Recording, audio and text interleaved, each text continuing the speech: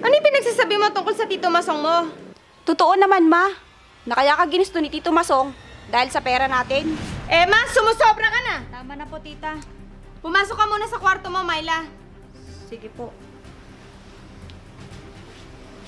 Bakit ba hindi mo sila matanggap?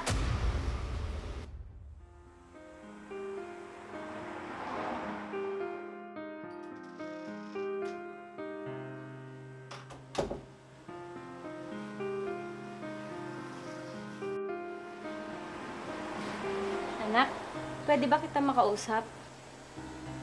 Ano po yun, ma? Anak, gusto ko sanang mag-asawa muli. Ano, ma? Mag-aasawa po kayo uli? Oo, anak. Bakit? Ayaw mo ba? Ma naman! Di ba nag-usap na tayo tungkol dyan? Anak, gusto ko lang naman na may makasama ako sa pagtanda ko. Ma, nandito naman ako Hindi naman kita pinapabayaan. Paano na pag nagkaroon ka ng pamilya? Mabuti na yung may makasama naman ako. Ma, baka lokohin lang naman po kayo at pagkaperahan. Anak, hindi naman siguro dahil kilala ko naman siya. Sigurado po ba kayo sa desisyon niyo, ma? Oo, anak. Desidido na ako. Kung ganon, iiwan mo na akong mag-isa dito sa bahay, ma? Hindi, anak. Dahil dito sila titira sa atin. Sila? Bakit sila, ma? Dahil kasama niya yung anak niya.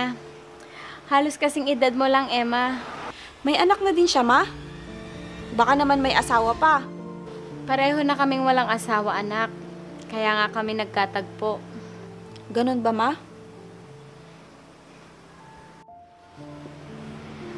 Mababait sila, anak.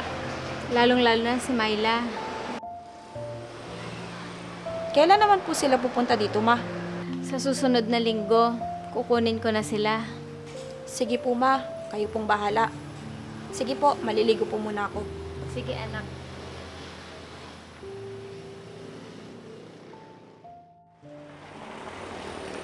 Nandito na tayo, mahal.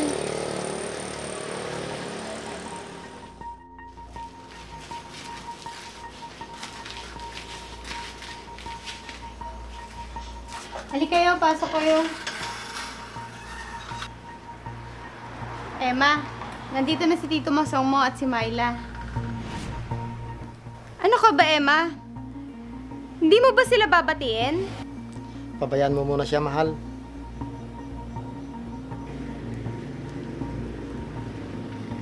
Kamusta po kayo, Tito Masong? Myla? Emma, wag kang ganyan. Di ba binati ko naman sila, ma? Emma! Pabayaan mo muna siya, mahal. Baka nabibigla lang siya sa nangyayari. Mukhang hindi yata kami tanggap ni Emma, tita. Nasabihan ko na siya tungkol dito, Myla. Matatanggap din niya kayo. Sana matanggap niya kami, tita. At magkasundo na rin. Oo naman, Myla. Mabait din naman siya. Sige na, Myla. Dito pala yung kwarto mo. Ipasok mo na yung mga gamit mo.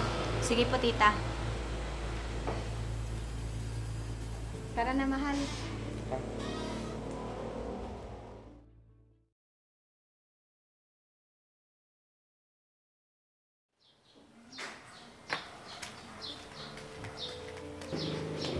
Ito na yung tubig.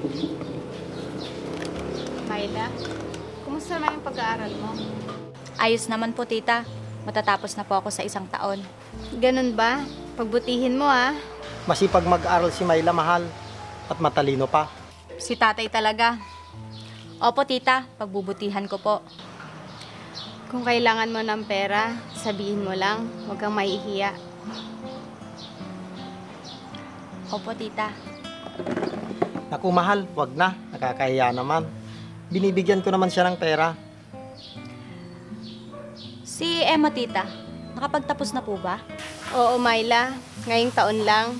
Pero hindi pa siya naghahanap ng trabaho.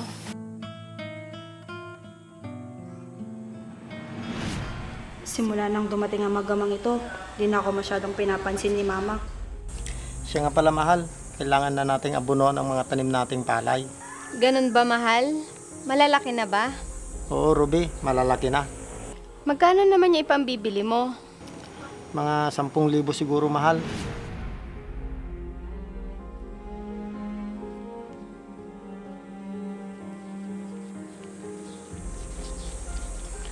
Kasya na ba ito, mahal?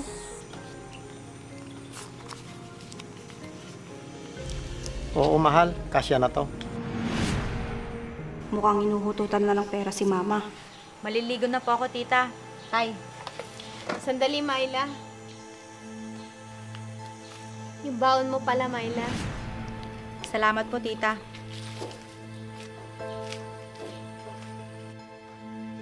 Ang kapal talaga ng mukha ng mag-amang ito. Oh, Emma. Andiyan ka pala. Oo, kanina pa.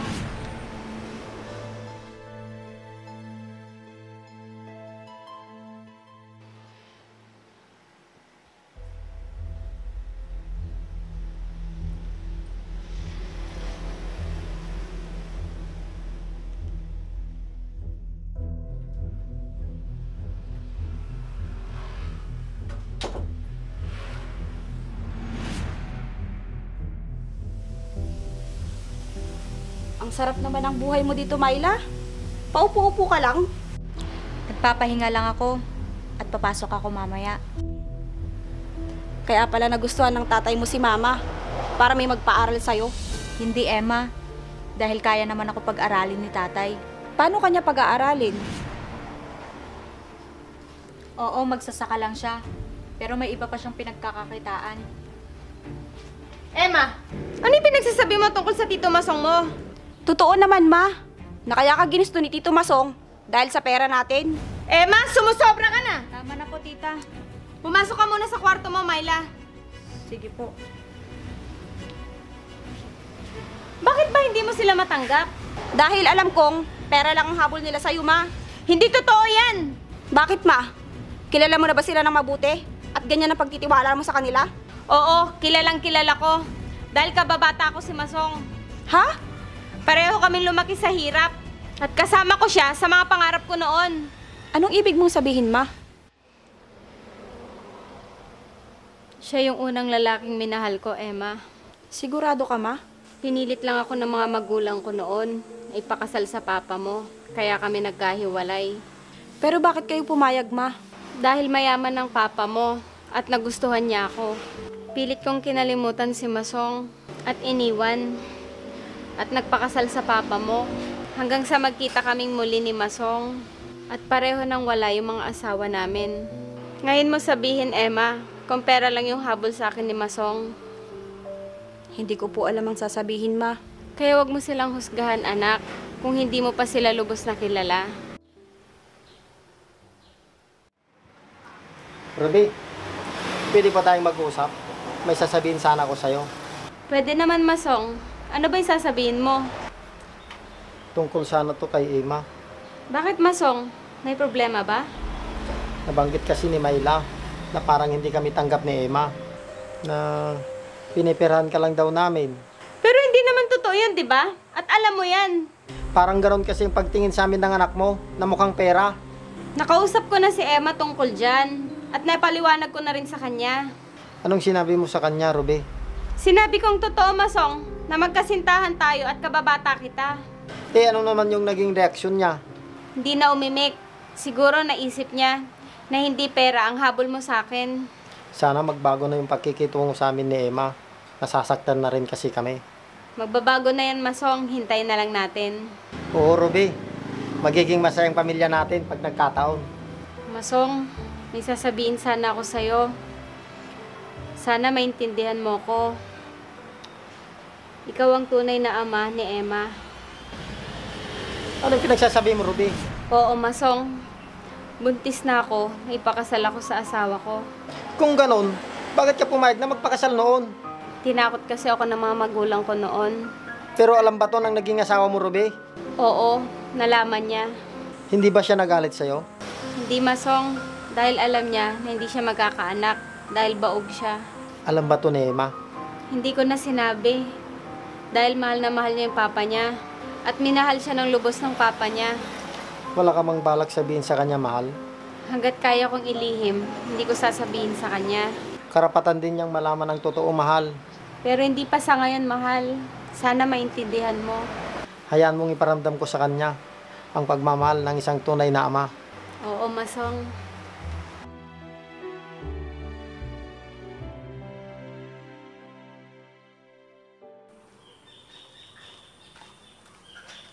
Myla, pasensya ka na sa mga nasabi ko sa inyo noon ng tatay mo ha. Alam ko nagkamali ako noon dahil inusgahan ko kayo. Hindi ang yaman niyo ang nagustuhan ni tatay sa mama mo, Emma. Nagmamahalan sila. Oo, Myla, nasabi na sa akin ni mama. Sana patawarin niyo ako. Hayaan mo na yon. Kalimutan na natin yon. Kaya simula ngayon, magkaibigan at magkapatid na tayo. Talaga, Emma? Oo, Myla. Dahil sabik na rin ako magkaroon ng kapatid. Dahil nag-iisa lang akong anak. Pareha tayo, Emma. Oh, mga anak, magbihis na kayo at magsisimba tayo. Sige po, tay. Sige po, tito.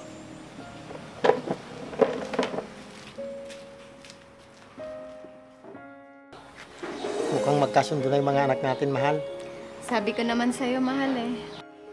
Basta yung sekreto natin kay Emma, huwag mong sasabihin. Oo, mahal, makakaasa ka. Maraming salamat, mahal.